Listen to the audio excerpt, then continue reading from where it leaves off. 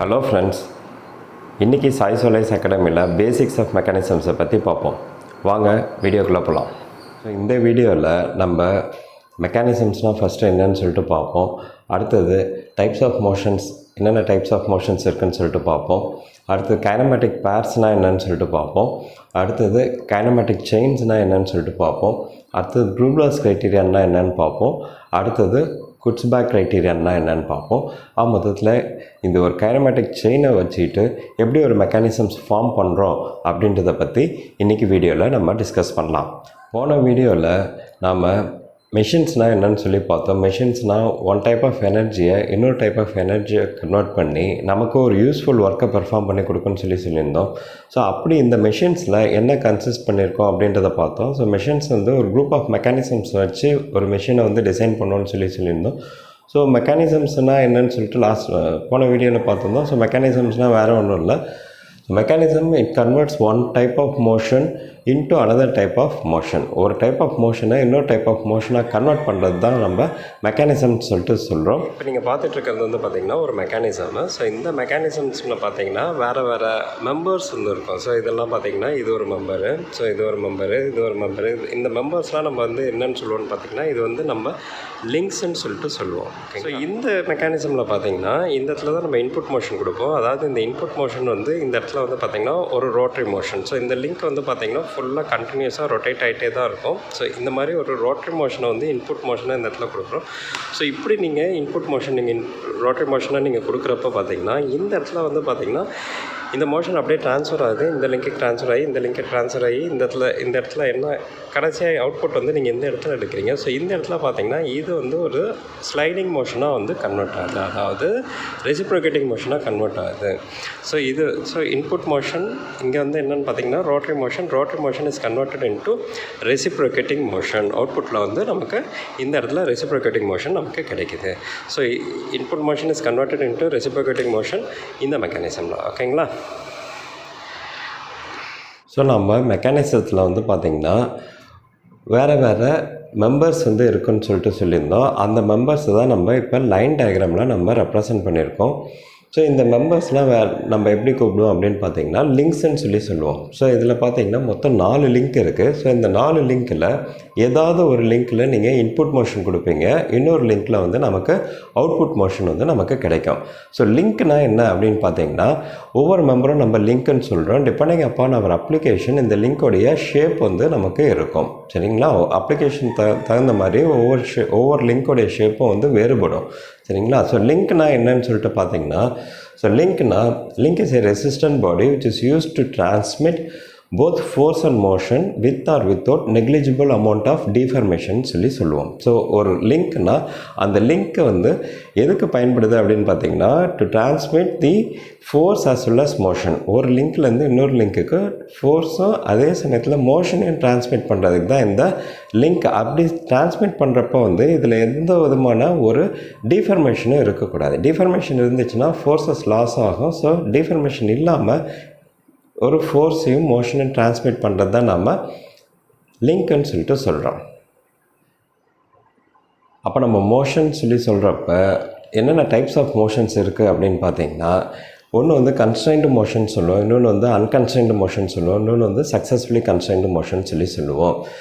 கன்ஸ்ட்ரைன்டு மோஷனுக்கு எக்ஸாம்பிள் பார்த்தீங்கன்னா square shaft moving inside a square hole. So இந்த மாதிரி ஒரு ஸ்கொயர் ஷாஃப்ட்டு ஒரு ஸ்கொயர் ஹோல்குள்ளே மூவ் ஆச்சுன்னா it will be having only one type of motion. ஒரே ஒரு மோஷன் தான் இருக்கும். அது ஜஸ்ட் ஸ்லைட் மட்டும்தான் ஆக முடியும். ஸோ இந்த மாதிரி மோஷன்ஸ்லாம் நம்ம கன்ஸ்ட்ரைன்டு மோஷன் சொல்லுவோம். அன்கன்ஸ்ட்ரைன்டு மோஷனுக்கு எக்ஸாம்பிள் பார்த்திங்கன்னா சர்க்குலர் ஷாஃப்ட் மூவிங் இன்சைட் ஏ சர்க்குலர் ஹோல்.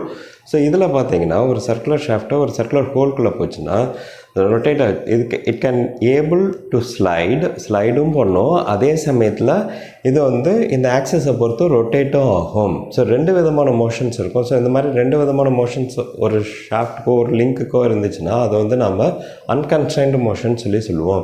அதேமாதிரி சக்ஸஸ்ஃபுல்லி கன்ஸ்ட்ரைன்டு மோஷனாக இருந்துச்சுன்னா இதுக்கு எக்ஸாம்பிள் பார்த்தீங்கன்னா ஃபுட் ஸ்டெப் பேரிங். ஸோ இதில் பார்த்தீங்கன்னா ஒரு பர்டிகுலர் லோட் நீங்கள் அப்ளை பண்ணுற வரைக்கும் இந்த piston, அதாவது இந்த piston it can either reciprocate, அதே சமயத்தில் it can revolve inside this cylinder. சரிங்களா? ஸோ ரெண்டு விதமான மோஷன் இருக்கும். ஆனால் when the load reaches a particular value, that is ஒரு Pmax value reach ஆச்சுன்னா then it can have only rotary motion. So it is converted into unconstrained motion is converted into constrained motion. So இந்த மாதிரியான type of மோஷன்ஸ்லாம் இருந்துச்சுன்னா இது வந்து நம்ம successfully கன்ஸ்ட்ரெயின்டு motion சொல்லி சொல்லுவோம். ஸோ ஒரு மெக்கானிசம்ஸ் நம்ம ஃபார்ம் பண்ணுறப்ப ஒரு டைப் ஆஃப் மோஷனை இன்னொரு டைப் ஆஃப் மோஷனாக கன்வெர்ட் பண்ணுறப்ப இந்த லிங்க்ஸ் எல்லாம் வந்து நமக்கு கன்ஸ்ட்ரெயின்டு மோஷனாக இருந்துச்சுன்னா தான் we can design a mechanism properly. So இதுலேருந்து அதுதான் நம்மளுடைய கன்க்ளூஷன். ஸோ ஒரு கன்ஸ்ட்ரெயின்டு மோஷனை வச்சு தான் நம்ம ஒரு மெக்கானிசம்ஸ் ஃபார்ம் பண்ண முடியும். அடுத்தது கைனமேட்டிக் பேர்னா என்னன்னு சொல்லிட்டு பார்ப்போம். கைனமேட்டிக் பேர்னா ரெண்டு லிங்க்கு ஃபார்ம் ஆச்சுன்னா அது வந்து நம்ம பேர்ன்னு சொல்லி சொல்லுவோம். ஸோ கைனமேட்டிக் பேர்ன்றது இந்த ரெண்டு லிங்க்குக்கும் கண்டினியூஸ் ரிலேட்டிவ் மோஷன் இருந்துச்சுன்னா அதை வந்து நம்ம கைனமேட்டிக் பேர்ன்னு சொல்லிட்டு சொல்கிறோம். இந்த கைனமேட்டிக் பேரை நம்ம எப்படி கிளாஸிஃபை பண்ணலாம் அப்படின்னு பார்த்தீங்கன்னா ஒன்று லோயர் பேராக கிளாஸிஃபை பண்ணுவோம், அப்படி இல்லைன்னா ஹையர் பேராக கிளாஸிஃபை பண்ணுவோம். லோயர் பேருன்றது ஒரு டேர்னிங் பேர் இருக்குதுன்னு வச்சுக்கோங்க. ஸோ இப்போ இந்த ரெண்டு லிங்க் இருக்குது, இந்த ரெண்டு லிங்க்கும் இந்த ஹிஞ்ச் இந்த பாயிண்ட்டை பொறுத்து ரெண்டு லிங்க்கும் வந்து டேர்னிங் ஆக்ஷன் பர்ஃபார்ம் பண்ணுறதால இது வந்து நம்ம என்னன்னு சொல்லுவோம்னா இது வந்து டேர்னிங் பேருன்னு சொல்லிட்டு சொல்லுவோம். அதே மாதிரி ஸ்லைடிங் பேரில் பார்த்திங்கன்னா இது இந்த எக்ஸாம்பிளில் நம்ம பார்த்துக்கலாம். ஸோ இந்த எக்ஸாம்பிளில் ஒரு ஸ்கொயர் ஷாஃப்ட் வந்து ஸ்லைட் ஆகிட்டு இருக்குது. ஸோ இது வந்து ஸ்லைடிங் பேர்னு சொல்லி சொல்லுவோம்.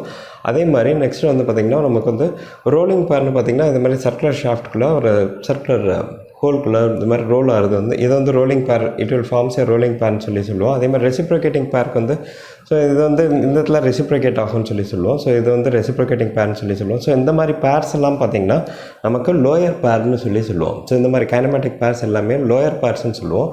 இந்த லோயர் பேர்ஸில் பார்த்திங்கன்னா ரெண்டு லிங்க்குக்கும் பார்த்திங்கன்னா ஒரு சர்ஃபேஸ் கான்டாக்டில் இருக்கும். ஸோ சர்ஃபேஸ் கான்டாக்ட் இருக்கும். அதே மாதிரி இது ரெண்டுமே செல்ஃப் க்ளோஸ்டு பேராக இருக்கும். ஒன்று மேலே ஒன்று க்ளோஸ் ஆட்டோமேட்டிக்காகவே க்ளோஸ் பண்ணி இந்த ரெண்டு லிங்க்கும் இருக்கிறதால இது வந்து செல்ஃப் க்ளோஸ்டு பேருன்னு சொல்லி சொல்லுவோம். அதே மாதிரி இன்னொரு டைப் ஆஃப் பேர் என்னென்னு பார்த்திங்கன்னா ஹையர் பேர். இந்த ஹையர் பேரில் பார்த்திங்கன்னா இது வந்து ஃபோர்ஸ் க்ளோஸ்டு பேராக இருக்கும். ஃபார் எக்ஸாம்பிள் பார்த்திங்கன்னா இந்த ரோலிங் சர்க்கிள் இந்த டிஸ்க் வந்து இந்த ஹரிஜான்டல் சர்ஃபேஸ் மேலே ரோல் ஆகுது. ஸோ இது வந்து பார்த்திங்கன்னா ஒரு எக்ஸ்டர்னல் ஃபோர்ஸ்னால தான் இது ரெண்டுமே பாண்ட் ஆகிருக்கு. ஸோ இந்த மாதிரியான பேர்ஸ்லாம் பார்த்திங்கன்னா நம்ம ஹையர் பேருன்னு சொல்லி சொல்லுவோம். ஸோ இது வந்து பார்த்திங்கன்னா ஃபோர்ஸ் க்ளோஸ்டு பேர். அதே மாதிரி it will be having point or line contact. Lower பேரில் பார்த்திங்கன்னா சர்ஃபேஸ் கான்டாக்ட் இருக்குன்னு சொல்லி சொன்னோம். அதே மாதிரி இங்கே ஹையர் பேரில் பார்த்திங்கன்னா பாயிண்ட் ஆர் லைன் கான்டாக்ட் இருக்கும். இதுக்கு வந்து எக்ஸாம்பிள்ஸ் பார்த்திங்கன்னா கேம் அண்ட் ஃபாலோவர். ஸோ இது வந்து ஒரு கேமு, இது வந்து ஃபாலோவர். ஸோ இது ரெண்டு லிங்க்கும் ஒரு பேர் ஃபார்ம் ஆகும். ஸோ ஆனால் இங்கே பார்த்தீங்கன்னா இட் இஸ் ஃபோர்ஸ் க்ளோஸ்டு. இது தனியாக இருக்கும், இது தனியாக இருக்கும். அதே மாதிரி அதனால் இது வந்து ஃபோர்ஸ் க்ளோஸ்டு பேர்னு சொல்லி சொல்லுவோம். அது it will constitute the higher பேர்னு சொல்லி சொல்லுவோம். So cam and follower. அதேமாதிரி கியர்ஸ், ரெண்டு கியர் வந்து மெஷ்ஷாக இருந்துச்சுன்னா அது வந்து பை மீன்ஸ் ஆஃப் எக்ஸ்டர்னல் ஃபோர்ஸஸால் தான் அது மெஷ்ஷாக இருக்குமே.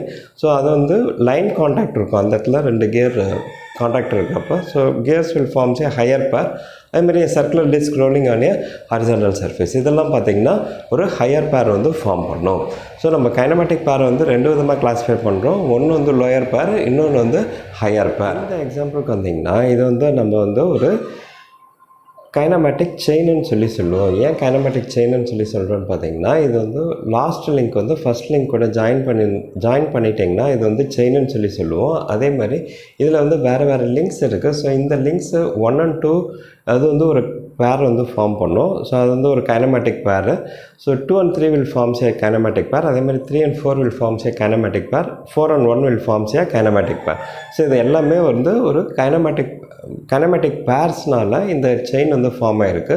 ஸோ அதனால் இதை வந்து நம்ம கைனமேட்டிக் செயின்னு சொல்லி சொல்லுவோம்.